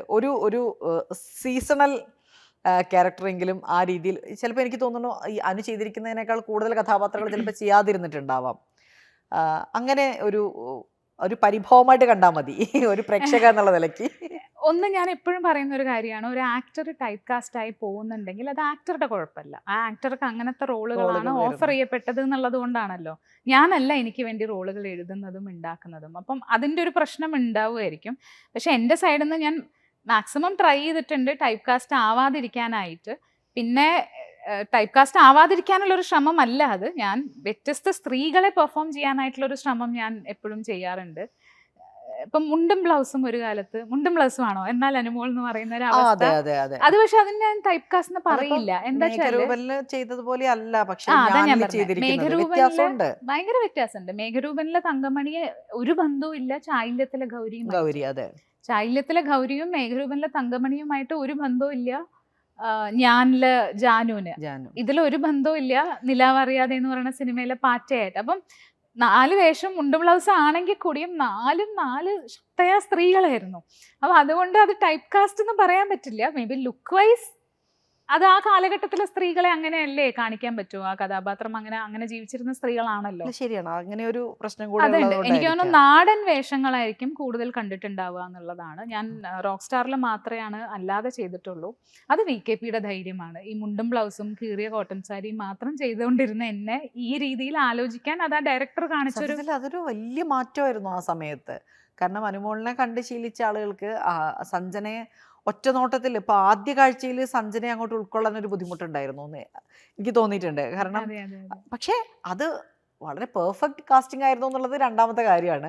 പക്ഷെ ആദ്യം നമ്മൾ കാണുമ്പോൾ അനുമോളെ നമ്മളൊരു ടിപ്പിക്കൽ ഒരു പട്ടാമ്പിക്കാരി, ഒരു നാട്ടിൻപുറത്തുകാരി പെൺകുട്ടി എന്നുള്ളൊരു കൺസെപ്റ്റ് ആണല്ലോ ഉണ്ടാവുന്നത്. അതെനിക്ക് തോന്നേ ആളുകള് അങ്ങനെയാണ് അസോസിയേറ്റ് ചെയ്യുന്നത്. ഇപ്പം വണ്ടി ഓടിക്കുന്ന എല്ലാ സ്ഥലത്തേക്കും ഇഷ്ടത്തിന് കറങ്ങി നടക്കുന്ന ഒരു കുട്ടിയാണെങ്കിൽ മോഡേൺ ഡ്രസ്സ് ഇടുക എന്നാണ് ആളുകളുടെ ഒരു ചിന്ത, അങ്ങനെയാണെന്ന് തോന്നുന്നു. ഇപ്പം ബാക്കി എല്ലാ സ്ത്രീകളും വളരെ ബോൾഡും ഭയങ്കര കറേജസ് ഒക്കെ ആയിട്ടുള്ള സ്ത്രീകളായിരുന്നു. പക്ഷെ അവർ സാരിയാണ് ഉടുത്തത് എന്നുള്ളത് കൊണ്ട് അവരെങ്ങനെയാണ് നാടനാവുന്നത് എന്ന് എനിക്കും അതെങ്ങനെയാ അതിൻ്റെ ഒരു കണക്ഷൻ വരുന്നതെന്ന് എനിക്ക് ഇതുവരെ മനസ്സിലായിട്ടില്ല സത്യം പറഞ്ഞാൽ. ചില സമയത്തൊക്കെ അനുവിന്റെ എഴുത്ത് വളരെ ഷാർപ്പാണെന്ന് ഫീൽ ചെയ്യാറുണ്ട്. എപ്പോഴെങ്കിലും ഒക്കെ അങ്ങനെ ഒന്ന് രണ്ട് വരി എഴുതുന്നതാണ്. ഞാൻ എഴുതുന്നൊന്നും പറയല്ലേ. ഫേസ്ബുക്കിൽ ഇപ്പൊ എല്ലാരും എഴുത്തുകാരാണ് അനു. സോഷ്യൽ മീഡിയ ഉപയോഗിക്കണ എല്ലാരും എഴുത്തുകാരാണ്. രണ്ട് വരിയൊക്കെ എപ്പോഴെങ്കിലും ഒക്കെ എഴുതുള്ളൂ. അത് പക്ഷെ ഒന്ന് രണ്ട് കാര്യങ്ങളുണ്ട് അതില്. ഈയിടെ മറ്റേ കൊച്ചിയിലെ കുഞ്ഞ് മരിച്ച സമയത്ത് അനു ഒരു സാധനം എഴുതിയിട്ടുണ്ടായിരുന്നു. ഞാൻ പറയുന്നത് അതൊരിക്കലും ഒരു ആളുകൾ ചർച്ച ചെയ്യാൻ വേണ്ടിയിട്ടോ അല്ലെങ്കിൽ ആ രീതിയിൽ എഴുത്തിനെ എസ്റ്റാബ്ലിഷ് ചെയ്യാൻ ഒന്നും എഴുതിയല്ല. അത് മനസ്സിൽ നിന്ന് വന്നൊരു എഴുത്താണ്. അത് വളരെ എന്നെ ഡിസ്റ്റർബ് ചെയ്തൊരു ഇൻസിഡന്റ് ആയിരുന്നു അത്. ഞാൻ ചെന്നൈയിൽ ഷൂട്ടിലായിരുന്നു ആ സമയത്ത്. എനിക്ക് തോന്നുന്നു 3-4 ദിവസം അത് ഭയങ്കര ഡിസ്റ്റർബ്ഡ് ആയിട്ട് എൻ്റെ ഉള്ളിൽ തന്നെ ഉണ്ടായിരുന്നു. എനിക്ക് തോന്നുന്നു ഞാൻ എഴുതിയിട്ടത് തന്നെ 1-2 ദിവസം കഴിഞ്ഞിട്ടാണ്. എനിക്കത് ഭയങ്കര പെയിൻഫുൾ ആയിരുന്നു. എൻ്റെ തെറാപ്പിസ്റ്റ്, എൻ്റെ ഡോക്ടറുടെ അടുത്ത് വരെ ഞാൻ വിളിച്ച് അതിൽ ആ ഒരു പ്രശ്നത്തിൽ എനിക്കുണ്ടായ ട്രോമയെ പറ്റി ഞാൻ സംസാരിക്കുകയൊക്കെ ചെയ്തിട്ടുണ്ടായിരുന്നു. എനിക്കെന്തോ കുറേ ഇഷ്യൂസ് എന്നെ എഫക്റ്റ് ചെയ്യാറുണ്ട്, മെൻ്റലി എഫക്റ്റ് ചെയ്യാറുണ്ട്. കുട്ടികൾക്കെതിരെ വരുന്ന അബ്യൂസും കുട്ടികളുടെ പ്രശ്നങ്ങളും എന്നെ വളരെയായിട്ട് ഡിസ്റ്റർബ് ചെയ്യും, വളരെയധികം ഡിസ്റ്റർബ് ചെയ്യും. അതെന്തുകൊണ്ടാണെന്ന് എനിക്കറിയില്ല. മേ ബി എൻ്റെ ചെറുപ്പത്തിലും ഞാൻ അങ്ങനെ ഒരു സപ്പോർട്ടോ അല്ലെങ്കിൽ അങ്ങനെ ഞാൻ ഒറ്റയ്ക്ക് വളർന്നത് കൊണ്ടും എല്ലാ പെയിനും ഒറ്റയ്ക്ക് എടുത്തത് കൊണ്ടും ആ ഇൻസെക്യൂരിറ്റി ഉണ്ടായിരുന്നതൊക്കെ കൊണ്ടാണോ എന്ന് അറിയില്ല. ഇപ്പോൾ ഇവൻ എൻ്റെ ഫ്രണ്ട്സൊക്കെ സിംഗിൾ മദേഴ്സൊക്കെ ആയിട്ടുണ്ടെങ്കിൽ അവരുടെ മക്കളോടൊക്കെ എനിക്കൊരു സ്പെഷ്യൽ അറ്റാച്ച്മെൻ്റ് ഉണ്ട്. എസ്പെഷ്യലി അച്ഛനില്ലാത്ത കുട്ടികൾ, ഡിവോഴ്സായ കുട്ടികൾ, അങ്ങനത്തെ കുട്ടികളെയൊക്കെ കാണുമ്പോൾ ഞാൻ ഒരു എക്സ്ട്രാ കെയറും എക്സ്ട്രാ അറ്റൻഷനും കൊടുക്കാൻ ഞാൻ എപ്പോഴും ശ്രമിക്കാറുണ്ട്. ഈവൻ ഫാമിലിയിലാണെങ്കിലും അങ്ങനത്തെ ഒരു ലോൺലി ഫീലുള്ള കുട്ടികളെയൊക്കെ ഞാൻ എക്സ്ട്രാ ടേക്ക് കെയർ ചെയ്യാറുണ്ട്. അപ്പം എനിക്ക് എപ്പോഴും കുട്ടികൾ ഹേർട്ടാവുന്നതും കുട്ടികൾ വിഷമിക്കുന്നതും എനിക്ക് കുറച്ച് സഹിക്കാൻ ബുദ്ധിമുട്ടാണ്. അതെന്താന്ന് എനിക്കറിയില്ല. പക്ഷെ എനിക്കത് ഭയങ്കര പെയിൻഫുൾ ആണ്. അത് മനസ്സിലാവുന്നുണ്ട്. കാരണം അനു ഏത് ടോപ്പിക്കിനെ കുറിച്ച് സംസാരിച്ചെത്തുമ്പോഴും ഒരു പാരന്റിങ്ങിന്റെ ഒരു വേർഷനിലേക്ക് എത്തുമ്പം അത് അവിടെ അറിയാതെ ഈ പറഞ്ഞ പോലെ ഞാൻ ആദ്യം വന്നിരിക്കുന്ന ഡോക്ടർ രതിയിലുള്ള ഒരു ഭാവം ആ പറഞ്ഞു വരുമ്പം ആ ഒരു ക്യാരക്ടറിലേക്ക് എത്തുന്നു എന്ന് എനിക്ക് പലപ്പോഴും തോന്നിയിട്ടുണ്ട്. അതായത് നമ്മളല്ലാതെ സംഭാഷണങ്ങൾ, ഇപ്പൊ അനുമോളുടെ ഇന്റർവ്യൂസ് ഒരുപാട് കണ്ടിട്ടുണ്ട്. അല്ലാതെ സംഭാഷണങ്ങളുണ്ടല്ലോ ഇപ്പൊ നമ്മളുടെ. അല്ല, കഴിഞ്ഞ ഒരു വർഷമായിട്ട് ഞാൻ രതിയായിട്ട് അഭിനയിച്ചുകൊണ്ടിരിക്കുകയാണ്. ഇനി അടുത്തൊരു 6 മാസവും ഞാൻ രതിയാണ്. Season 1 season. അപ്പം ഇത്രയും ദിവസം നമ്മളൊരു ക്യാരക്ടറിൽ ട്രാവൽ ചെയ്യുമ്പോൾ എന്തായാലും സ്വാഭാവികമായിട്ടും ഉണ്ടാവും അത്. ഈ ഇപ്പം മലയാളം ഫിലിം ഇൻഡസ്ട്രി റിലേറ്റഡ് ആയിട്ട് നമുക്ക് ഒരുപാട് കാര്യങ്ങൾ നമ്മൾ ചർച്ചയിലൊക്കെ വരാറുണ്ട്. അപ്പം പലപ്പോഴും ഈ സിനിമയ്ക്ക് കിട്ടുന്ന ഒരു പകിട്ടുണ്ട്. ഒരു നടി എന്ന് പറയുമ്പോൾ നമുക്ക് കിട്ടുന്ന ഒരു എന്തോ ഒരു പ്രിവിലേജിനേക്കാളൊക്കെ ഉപരി നമ്മൾ എന്തോ ഒരു വളരെ വലിയൊരു സ്റ്റാർഡം നമുക്ക് കിട്ടുന്നുണ്ട്. പക്ഷേ അത്തരം വേദികളിലൊന്നും പലപ്പോഴും ഞാൻ അനുമോളെ കണ്ടിട്ടേ ഇല്ല. ഈ 16 വർഷം എന്ന് പറയുന്നത് സിനിമയിൽ ചെറിയ കാലഘട്ടമല്ല. പ്രത്യേകിച്ച് മലയാള സിനിമയിൽ ഒരു നടിയെ സംബന്ധിച്ചിടത്തോളം ഒട്ടും ചെറിയ കാലഘട്ടമല്ല അത്. കാരണം എല്ലാവരും വരുന്നു, 3-4 വർഷം ചെയ്യാവുന്ന വേഷങ്ങൾ ചെയ്യുന്നു, പിന്നീട് അവരെവിടേക്കോ പോകുന്നു, അവരെ പലരെയും അറിയുന്നില്ല, ചില ആളുകൾ കുറേ കാലത്തിന് ശേഷം തിരിച്ചു വരുന്നു. അങ്ങനെയൊക്കെയാണ് നമ്മളെ ഇൻഡസ്ട്രിയിലുള്ളത്. അപ്പോൾ ഈ 16 വർഷവും ഇവിടെ നിൽക്കുക എന്ന് പറയുന്നത് ഒരു ചെറിയ കാര്യമല്ല. അതിൻ്റെ ഒരു ബുദ്ധിമുട്ട് ഞാൻ മനസ്സിലാക്കുന്നുണ്ട്. പക്ഷേ അത് എത്രത്തോളം ഈസിയാണ് അനുമോളെ സംബന്ധിച്ചിടത്തോളം? എനിക്ക് ഞാൻ പറഞ്ഞില്ലേ, ഞാൻ 2020 വരെ അതൊരു വലിയ ജോലിയായിട്ടോ അങ്ങനെ എന്തും ആരെങ്കിലുമൊക്കെ എന്നെ വിളിച്ചാൽ ഇഷ്ടപ്പെടുകയാണെങ്കിൽ ചെയ്യാം എന്നുള്ളതേ ഉണ്ടായിരുന്നുള്ളൂ. പേയ്മെൻ്റ് ആണെങ്കിലും ഒക്കെ ഞാൻ അതിന് ശേഷമാണ് 2020 ശേഷവും അതിന് മുന്നേ ഞാൻ 2 ആളുകളാണ്. എനിക്ക് ഒരുപാട് വ്യത്യാസം വന്നിട്ടുണ്ട്. അപ്പം അങ്ങനെ ഞാനൊരു സീരിയസ് ആയിട്ട് കണ്ടിട്ടില്ല. പിന്നെ ഞാൻ നേരത്തെ പറഞ്ഞത് തന്നെ, ഞാൻ ചെയ്ത സിനിമകളിലൊക്കെ സാറ്റിസ്ഫൈഡ് എന്ന് ഞാൻ പറയില്ല. ബിക്കോസ് ഞാൻ തന്നെ എന്നെ കണ്ടു കഴിഞ്ഞാൽ 100 കുറ്റം കണ്ടുപിടിക്കുന്ന ഒരാളാണ്. പക്ഷെ ഞാൻ ഹാപ്പിയാണ് എൻ്റെ ഒരു കരിയർ ജേർണിയും ഇതെല്ലാം വെച്ചിട്ട്. പിന്നെ സിനിമയുടെ ഒരു ഗ്ലാമർ, അതിൻ്റെ ഒരു ഗ്ലിറ്റ്സും എന്നെ ബാധിക്കരുതെന്ന് ഞാൻ എപ്പോഴും കരുതാറുണ്ട്. ഞാനൊരു ചാനലിൽ വർക്ക് ചെയ്തതെന്ന് ഞാൻ പറഞ്ഞില്ല. അപ്പോൾ അവിടുന്ന് എനിക്കുണ്ടായിരുന്ന ഒരു ജോലിയാണ് ഡോക്യുമെൻ്റ് ചെയ്യുക എന്ന് പറയുന്ന ഒരു ജോലി ഉണ്ടായിരുന്നു. ആക്ടേഴ്സിൻ്റെ ലൈഫും ഡയറക്ടേഴ്സിൻ്റെ ലൈഫും ഒക്കെ ചാനലിൽ വർക്ക് ചെയ്യുന്നതുകൊണ്ട് ചിലപ്പോൾ അത് അറിയുമായിരിക്കും. അപ്പം അത് ചെയ്യുന്നതിൻ്റെ ഭാഗമായിട്ട് പല മുന്നേയുള്ള ആക്ടേഴ്സിൻ്റെ ലൈഫും അവരുടെ ഡീറ്റെയിൽസും അവരുടെ ഫോട്ടോസും അവരുടെ റൈറ്റപ്സും ഒക്കെ ഞാൻ വന്നത് എടുത്ത് വെക്കുമായിരുന്നു. അതെന്ന് ഞാൻ മനസ്സിലാക്കിയ ഒരു കാര്യമാണ് ആ ഗ്ലാമർ ഉള്ള സമയവും ഇല്ലാത്ത സമയവും ഇവരുടെ ലൈഫ് എന്നുള്ളത്. അപ്പം ആ ജോലി എന്നെ വളരെയധികം ഹെൽപ്പ് ചെയ്തു. ബിക്കോസ് ഞാൻ സിനിമ ചെയ്യാൻ തീരുമാനിച്ച സമയം തന്നെ എൻ്റെ മനസ്സിലുണ്ടായിരുന്ന തോട്ട് എന്നും എനിക്ക് നടുവട്ടത്ത് കൽച്ചേച്ചിയുടെയും മനോരേട്ടൻ്റെയും മകളായിട്ട് ജീവിക്കാൻ പറ്റണം. ആ ലൈഫ് സ്റ്റൈൽ എനിക്ക് മെയിൻറ്റെയിൻ ചെയ്യണം. എനിക്ക് അങ്ങനെ ഒരു സിനിമാ നടി ഞാൻ വളരെ ബഹുമാനിക്കുന്ന ജോലിയാണെങ്കിൽ കൂടിയും അതിനെക്കാട്ടിലും എനിക്കൊരു പോയിന്റ് ബഹുമാനം കലച്ചേച്ചിയുടെയും മനോരേട്ടൻ്റെയും മകൾ അനുമോളോടാണ്. അപ്പോൾ അതുകൊണ്ട് അങ്ങനെ തന്നെ ജീവിക്കാൻ പറ്റണം എന്ന് മെയിൻറ്റെയിൻ ചെയ്യാൻ ഞാൻ ശ്രമിക്കാറുണ്ട്. ഈ ഒരു ഗ്ലാമറും ഗ്ലിറ്റ്സിലും ഞാൻ അങ്ങോട്ട് മതിമറന്ന് പോവരുത് എന്നുള്ളൊരു പ്രാർത്ഥനയും എല്ലാ സമയത്തും ഉണ്ടാവാറുണ്ട്. സൗഹൃദങ്ങൾ കൂടുതലും സിനിമയ്ക്ക് അകത്താണോ പുറത്താണോ? എല്ലായിടത്തും ഉണ്ട്. സിനിമയ്ക്ക് അകത്തും പുറത്തും ഒക്കെ സൗഹൃദങ്ങളുണ്ട്. യാത്ര പോകുന്ന സ്ഥലങ്ങളിൽ സുഹൃത്തുക്കളുണ്ട്. ഫാമിലി പോലെ ആളുകളായി ഇപ്പം പല സ്ഥലങ്ങളിലും പല സ്റ്റേറ്റുകളിലും ഒക്കെ അങ്ങനത്തെ ആളുകളായിട്ടുണ്ട്. സിനിമയ്ക്ക് അകത്തും സൗഹൃദങ്ങളുണ്ട്, പുറത്തും സൗഹൃദങ്ങളുണ്ട്. ഇപ്പം എൻ്റെ ബെസ്റ്റ് ഫ്രണ്ട് എനിക്ക് റോക്ക് സ്റ്റാർ സിനിമയിൽ നിന്ന് കിട്ടിയ ആളാണ്. ഈവ പവിത്രനാണ് എൻ്റെ ബെസ്റ്റ്. അപ്പം സ്കൂൾ ഫ്രണ്ട്സുമായിട്ട് കണക്റ്റഡ് ആണ്, കോളേജ് ഫ്രണ്ട്സുമായിട്ട് കണക്റ്റഡ് ആണ്. ഈ സൗഹൃദങ്ങൾ സൂക്ഷിക്കുക എന്ന് പറയുന്നത് ഒരു വലിയ ടാസ്ക്കാണ്. കാരണം മെയിൻറ്റെയിൻ ചെയ്ത് കൊണ്ടുപോകാന്നുള്ളത്. എനിക്കത് എങ്ങനെ പറ്റാറുണ്ട്. എൻ്റെ കൂടെ ഉണ്ട് എല്ലാവരും. ഈവൻ LKG മുതലുള്ള ഫ്രണ്ട്സ് ഇപ്പോഴും എൻ്റെ ലിസ്റ്റിലുണ്ട്. ഇപ്പം മിഞ്ഞാന്ന് ആരോ എനിക്ക് അങ്ങനെ പുതിയ സൗഹൃദങ്ങൾ ഉണ്ടാവാറുണ്ടോ? പുതിയ സൗഹൃദങ്ങളും ഉണ്ടാവാറുണ്ട്.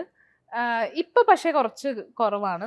അതാണ് ഞാൻ ചോദിക്കുന്നത്. പഴയ കാലത്തെ സൗഹൃദങ്ങൾ പണ്ടത്തെ സൗഹൃദങ്ങളാണ് കൂടുതലും. ഇപ്പോഴത്തെ സൗഹൃദങ്ങൾ കുറച്ചും കൂടെ എന്താ വെച്ചാൽ ഇനിയിപ്പം പുതിയൊരാളോട് അതിനൊക്കെയുള്ള ഒരു ക്ഷമയും അതിനൊക്കെയുള്ള ഒരു എനർജിയും മടിയായി. പിന്നെ ഞാൻ വർക്ക് ചെയ്യാൻ പോകുന്ന സ്ഥലങ്ങളിലൊക്കെ ഈ പറയുന്ന പോലെ ഈ ഒരു 16 വർഷത്തിന്റെ ബാഗേജും കൊണ്ട് പോകുന്നതുകൊണ്ട് എല്ലാവരും അവര് സീനിയർ അല്ലെങ്കിൽ ചേച്ചി അവര് ഒരു റെസ്പെക്ട് തന്നിട്ടാണ് പെരുമാറുന്നത്. അപ്പൊ അത് കാരണം അവിടെ ഒരു ഐസ് ബ്രേക്കിങ്ങിനും സ്പേസ് കിട്ടാറില്ല. പിന്നെ ചില ഉണ്ടാവാറുണ്ട്, പക്ഷെ പണ്ടത്തെ അത്ര ഇല്ല. ഈ 16 വർഷം എന്ന് പറയുന്നത് ഇൻഡസ്ട്രിയിൽ വലിയ കണക്ക് തന്നെയാണ് അനു. അത് നമുക്ക് തോന്നും അതൊരു ചെറിയ കാര്യമാണെന്ന്, ഞാൻ അങ്ങനെയല്ലേ ചെയ്തിട്ടുള്ളൂ എന്നൊക്കെ തോന്നുന്നുണ്ട്. പക്ഷെ അതങ്ങനെയല്ല. സത്യം പറഞ്ഞു കഴിഞ്ഞാല് അതൊരു പക്ഷെ അനുമോളത് തിരിച്ചറിയണ്ടോ എന്നുള്ളത് എനിക്ക് സംശയമുണ്ട്. സത്യം പറഞ്ഞാൽ 16 വർഷം എന്ന് പറയുമ്പോൾ ഒരുപാട് വർഷമാണ്. ഞാൻ ആലോചിക്കുന്നപ്പോ എനിക്ക് ഇത്രയും വയസ്സായില്ലേന്ന്. അത് പറയണ്ട, അതാരോടും പറയണ്ട. ഈ ഇതിന്റെ ഒരു കാലഘട്ടം ഉണ്ടല്ലോ. പക്ഷെ ഇത് വെച്ച് നോക്കുമ്പോൾ പോലും നമ്മുടെ സിനിമകളുടെ എണ്ണം, ഇപ്പൊ മലയാളത്തിലെ എണ്ണമൊക്കെ നോക്കുമ്പോൾ നമുക്ക് കമ്പാരിറ്റീവ്ലി കുറവായിട്ട് ഫീൽ ചെയ്യാറുണ്ട്. പക്ഷെ ചെയ്തിരിക്കുന്ന വേഷങ്ങളെല്ലാം ഒന്നിനോടൊന്ന് കിടപിടിക്കുന്ന വേഷങ്ങളാണ്. അതിൽ തർക്കമൊന്നുമില്ല. അതുപോലെ കുറച്ചും കൂടെ വെറൈറ്റി ആയിട്ടുള്ള, കുറച്ചും കൂടെ ആളുകളുടെ മനസ്സിൽ എല്ലാ കാലത്തും നിൽക്കുന്ന കുറച്ചുകൂടി നല്ല കഥാപാത്രങ്ങൾ ചെയ്യണം എന്നൊക്കെ ആഗ്രഹിക്കാറുണ്ട്. അങ്ങനെ ഏതെങ്കിലും ഒരു റോൾ മോഡൽ എന്നുള്ള കൺസെപ്റ്റ് ഒക്കെ മനസ്സിൽ വരാറുണ്ടോ? ഇല്ല, ചെയ്യുന്നത് നന്നായി ചെയ്യാൻ പറ്റും, എനിക്ക് കിട്ടുന്നത് നന്നായി ചെയ്യാൻ പറ്റണം എന്നുള്ളൊരു ആഗ്രഹമേ ഉള്ളൂ. എനിക്ക് ആഗ്രഹിക്കാൻ പേടിയാ. അത് നടന്നിട്ടില്ലെങ്കിൽ എനിക്ക് ഭയങ്കര സങ്കടവും ഭയങ്കര വിഷമവും. അപ്പം ആഗ്രഹിക്കാൻ പേടിയുള്ള ഒരാളാണ് ഞാൻ.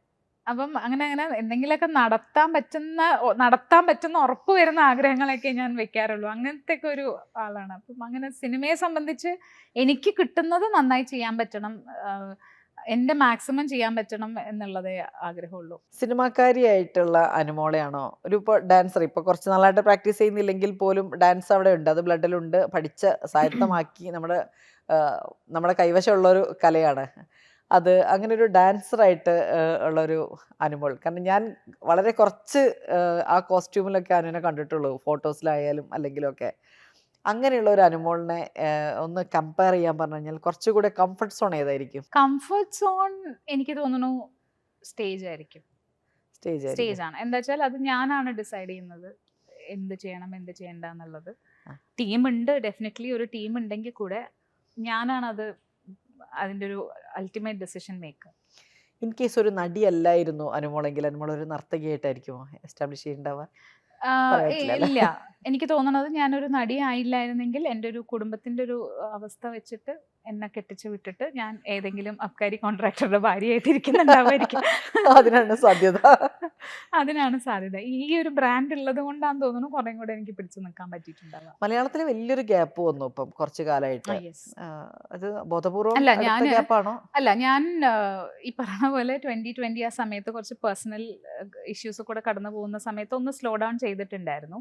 അത് കഴിഞ്ഞ് തിരിച്ച് ഞാൻ ചെയ്തതിൽ അയലി എന്ന് പറയുന്ന സീരീസ് ആണ് ഭയങ്കര ഒരു ബ്രേക്ക് ആയത്. തമിഴിലത് അതൊരു ഭയങ്കര ബ്രേക്ക് ആയപ്പം തമിഴിൽ നിന്ന് പിന്നീട് നല്ല ക്യാരക്ടേഴ്സ് വരികയും തമിഴിൽ വർക്കുകൾ കൂടുതൽ വരികയും ചെയ്തപ്പോൾ ഞാൻ അത് ചെയ്യുന്നു എന്നുള്ളതാണ്. മലയാളത്തിൽ നിന്ന് പ്രോജക്ട്സ് വരുന്നുണ്ട്, പക്ഷെ എനിക്ക് അത്ര ഇംപ്രസീവായിട്ട് എനിക്ക് ഫീൽ ചെയ്തില്ല. അപ്പം അതുകൊണ്ടാണ് ഇവിടെ അധികം ചെയ്യാതെ. സെലക്റ്റീവാണ് മലയാളത്തിലാണെങ്കിൽ. ഞാൻ എപ്പോഴും സെലക്റ്റീവ് തന്നെയായിരുന്നു. ഞാൻ ഇടയ്ക്കുള്ള കുറച്ച് കാലമാണ് ഞാനൊന്ന് ലൂസ് ആയത്. അത് എൻ്റെ ഒരു ഇമോഷണൽ സ്റ്റെബിലിറ്റിക്ക് വേണ്ടിയിട്ട് ഞാൻ കുറച്ച് വർക്കിൽ എൻഗേജ്ഡ് ആവാനും ഒക്കെ വേണ്ടിയിട്ട് ചെയ്തതായിരുന്നു. ഈവൻ ഫിനാൻഷ്യൽ സ്റ്റെബിലിറ്റിക്കും ഒക്കെ വേണ്ടിയിട്ട്.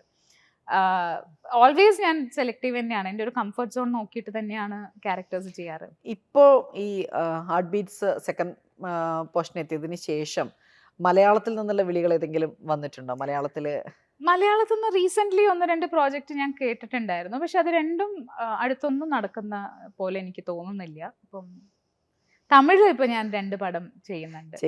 അതെ, ശരിക്കും പറഞ്ഞു കഴിഞ്ഞാൽ മലയാളത്തിന്റെ അനുമോളാണെങ്കിൽ ഇപ്പൊ ഞങ്ങൾ തമിഴിലൂടെ അനുമോളെ കാണുന്ന ഒരു അവസ്ഥയിലേക്ക് എത്തിയിട്ടുണ്ട്. നല്ല പ്രോജക്ട്സ് വരുന്നത് ഇപ്പൊ റീസെന്റ് എന്റെ സോഷ്യൽ മീഡിയയിൽ എനിക്ക് തോന്നുന്നു മകഴ്ചി ആയാലും അയലി ആയാലും ഇപ്പൊ ഹാർട്ട് ബീറ്റ് ആയാലും ഒക്കെ തന്നെ തമിഴിൽ അനുമോൾ ചെയ്തതെല്ലാം ഒരു നല്ല ഐഡന്റിറ്റി ഉണ്ടെന്ന് മാത്രമല്ല, അത് വലിയ രീതിയിൽ ഒരു നാളിരവിൽ. അപ്പം അതെല്ലാം തന്നെ വേറൊരു തരത്തിൽ നമ്മൾ മലയാളികൾ കണ്ടു ശീലിച്ച അനുമോളിൽ നിന്ന് വ്യത്യസ്തമായിട്ടൊരു വലിയ കുറച്ച് പെർഫോം ചെയ്യാൻ സ്പേസ് ഉള്ള ക്യാരക്ടേഴ്സ് തന്നെയായിരുന്നു തമിഴിൽ നിന്ന് വന്നതെല്ലാം. അപ്പം തമിഴാണ് ഒരുപക്ഷെ അനുമോളെ കുറച്ചുകൂടെ കൂടുതൽ മനസ്സിലാക്കി. പക്ഷെ മലയാളത്തിന്റെ ഒരു പ്രശ്നം എന്താണെന്നറിയാം, ഞാൻ വന്നിറങ്ങിയപ്പോ തന്നെ എനിക്ക് വലിയ ക്യാരക്ടേഴ്സ് ആണ് തന്നത്. ഇവൻ മേഘരൂപൻ, അകം, ചായില്യം, വെടിവഴിപാട്, ഞാൻ, പത്മിനി, ഉടലാട്, എല്ലാം വലിയ ക്യാരക്ടേഴ്സ് ആണ്. അപ്പം അത് വെച്ച് ഞാൻ ഇപ്പൊ ഒരു കഥ കേൾക്കുമ്പോൾ ഇതിലൊന്നും ഇല്ലല്ലോ എന്നാണ് എനിക്ക് തോന്നുന്നത്. എന്താ വെച്ചാൽ എനിക്ക് ഫസ്റ്റ് വന്നപ്പോ തന്നെ കിട്ടിയത് ഭയങ്കര ഹെവി ആയിട്ടുള്ള. പൊതുവെ ഒരു പറയാറുണ്ട്, സിനിമയിൽ ഇന്റലക്ച്വൽ ആയിട്ട് ചിന്തിക്കുന്ന ആളുകൾ എപ്പോഴും കുറച്ചൊന്ന് പിന്നിലേക്ക് പോകാറുണ്ട്. എനിക്ക് തോന്നുന്നു ആദ്യം തന്നെ ഇത്തരത്തിലുള്ള ക്യാരക്ടറൊക്കെ ചെയ്തതുകൊണ്ട് അനുമോൾ അങ്ങനെയാണ്. പിന്നീട് ഒരു ക്യാരക്ടർ വരുമ്പോൾ നമ്മൾ മുമ്പ് ചെയ്തത് വ്യത്യസ്തമായിട്ട് എന്ത് ചെയ്യാം എന്നല്ലേ ആലോചിക്കുള്ളൂ. അപ്പൊ അത് കാരണം അങ്ങനെ വെച്ച് കമ്പയർ ചെയ്യുമ്പോൾ ആണ് പ്രശ്നം വരുന്നത് എന്ന് തോന്നുന്നു. എന്തായാലും സിനിമ അതിപ്പോ മലയാളത്തിലാണോ തമിഴിലാണോ തെലുങ്കാണോ എന്നൊന്നുമില്ല, അതൊരു കലയാണ്, കലാമൂല്യമുള്ള ഒരു. ഞാൻ ആസാമീസ് ചെയ്തിട്ടുണ്ട്, ബാംഗ്ല ചെയ്തിട്ടുണ്ട്. അപ്പൊ ലാംഗ്വേജ് അങ്ങനെ ഒരു ബാരിയർ അല്ല. അപ്പൊ എന്തായാലും ഇനിയും കൂടുതൽ ഭാഷകള് എല്ലാ ഭാഷകളിലും ചെയ്യാൻ പറ്റട്ടെ ആ രീതിയിൽ. സാൻസ്ക്രിറ്റ് അത് തയാന്ന് പറഞ്ഞിട്ട് ഞാനൊരു സാൻസ്ക്രിറ്റ് ഫിലിം ചെയ്തിട്ടുണ്ട്. അതിന് ഫെസ്റ്റിവൽസിനൊക്കെ പോവുകയും അങ്ങനെ ഒക്കെ നടക്കുന്നുണ്ട്. അത് ഭയങ്കര ഡിഫറെന്റ് ആയിട്ടുള്ള ഒരു പാത്ത് തന്നെയാണ്. അപ്പൊ ഒരു റൊട്ടീൻ വേ അല്ല എന്നുള്ളതാണ് സത്യമായിട്ട് പറയുന്നത്. അങ്ങനെ കുറെ ചെയ്യാൻ പറ്റിയിട്ടുണ്ട്. ആസാമി ആയാലും സാൻസ്ക്രിറ്റ് ആയാലും ബാംഗ്ല ആയാലും ഒക്കെ വളരെ കഷ്ടപ്പെട്ട് കാണാതെ പഠിച്ച്. ഏറ്റവും കൂടുതൽ നമ്മൾ ആസ്വദിച്ച് ചെയ്യാൻ പറ്റുന്നത് അങ്ങനെ പറയാൻ പാടില്ല, പക്ഷെ എങ്കിലും ഞാൻ ചോദിക്കുകയാണ്, എൻ്റെ ഒരു കൗതുകത്തിന് ചോദിക്കുകയാണ്, ഈ ഡിഫറെന്റ് ഈ സാൻസ്ക്രിറ്റിലൊക്കെ ചെയ്യാന്ന് പറയുമ്പോഴേ അത് വേറെ തന്നെ. ഞാൻ അങ്ങനെ ആസ്വദിച്ചിട്ടൊന്നും അല്ല ചെയ്തത്. സാൻസ്ക്രിറ്റ് നല്ല ബുദ്ധിമുട്ടായിരുന്നു, ഡയലോഗ് പഠിക്കാൻ നല്ല ബുദ്ധിമുട്ടായിരുന്നു. ആ ഫിലിമിന്റെ ഡയറക്ടർ ആണെങ്കിൽ ലയോള കോളേജിലെ സാൻസ്ക്രിറ്റ് HOD ആണ്. സാറ് ഞാൻ ഇടയ്ക്കിടയ്ക്ക് ഓർമ്മിപ്പിക്കാം, സാർ HOD അല്ല ഡയറക്ടറാണ്. ഒരു ചെറിയ ഗ്രാമർ മിസ്റ്റേക്കിനൊക്കെ പുള്ളി റീടേക്ക് എടുപ്പിക്കും. സാർ അതൊക്കെ ഡബിങ്ങിൽ ചെയ്തുകൂടെ എന്നൊക്കെ ചോദിച്ച് ഞാൻ കാല് പിടിക്കായിരുന്നു. അങ്ങനെ അദ്ദേഹം ഒരു അധ്യാപകനായതുകൊണ്ടേ ഇങ്ങനെ ഒരു വാക്ക് തെറ്റാൻ സമ്മതിക്കില്ലായിരുന്നു. മറ്റു ഭാഷകൾ അതുപോലെ ഇപ്പം ആസാമി കുറച്ചും കൂടെ എനിക്ക് ടീം ഭയങ്കര അടിപൊളിയായിരുന്നു. അപ്പൊ അതുകൊണ്ട് എനിക്ക് കുറച്ചും കൂടെ കംഫർട്ടബിൾ ആയിരുന്നു. ഞാൻ എന്ത് തെറ്റ് പറഞ്ഞാലും അവരെന്നെ മോട്ടിവേറ്റ് ചെയ്ത് കൈയടിച്ച് പ്രോത്സാഹിപ്പിച്ച് എന്നിട്ടൊന്നും കൂടെ ചെയ്യാന്ന് പറയും. അപ്പൊ അത് കാരണം നമുക്ക് അങ്ങനെ ഒരു എനർജി ഉണ്ടായിരുന്നു. പിന്നെ കുഴപ്പമില്ല, എങ്ങനെയോ ഞാൻ പറഞ്ഞു. അപ്പം എന്തായാലും ഹാർട്ട് ബീറ്റ്സിൻ്റെ വിജയം, അതിലാദ്യം തന്നെ ഞാൻ സൂചിപ്പിച്ചതുപോലെ ഡോക്ടർ രതിക്ക് ഒരു പ്രത്യേക അഭിനന്ദനമുണ്ട്. അതിനോടൊപ്പം തന്നെ ഇനി കൂടുതൽ കഥാപാത്രങ്ങൾ വലിയ ക്യാൻവാസിൽ കൂടുതൽ തലത്തിലേക്ക് അനുമോളെ കാണാൻ പറ്റട്ടെ എന്നും കൂടെ ആശംസിക്കുകയാണ്. എന്തായാലും ഈ ഒരു അവസരത്തിൽ കുറച്ചധികം സമയം നമ്മളോട് കൂടെ ചെലവഴിച്ചിട്ടുണ്ട്. വളരെയധികം ഹാർട്ട് ബീറ്റ് കാണുന്ന ഒരാളാണെന്നുള്ളത് എനിക്ക് വലിയ സന്തോഷമുള്ള ഒരു കാര്യമാണ്. Thank you.